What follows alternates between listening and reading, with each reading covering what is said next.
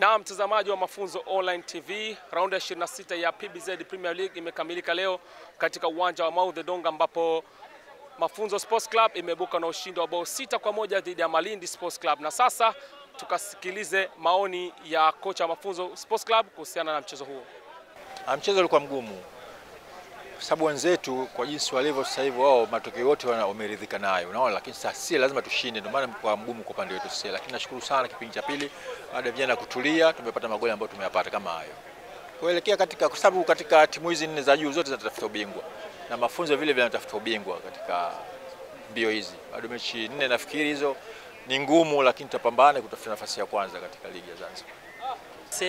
Kuna msemo wetu kila mechi finali kwetu, kwa hiyo kumsemo na wadau pia waujue kama timu ya Mafunzo kila mchezo sasa hivi ni final. Kwa hiyo waje kwa wingi, waje tusupport timu yao, wasichoke kuja.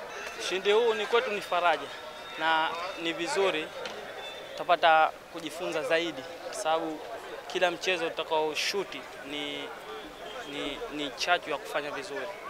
Washabiki naambia wasichoke kuja kwa sababu hili ni letu, kwa hiyo wasichoke kuja. Kila wanapokuja wao na sisi tunaingia hamasa ya kufanya vizuri uwanjani. Nikiripoti kutoka uwanja wa Mau The Donga, mimi ni Hassan Said Ali wa Mafunzo Online TV.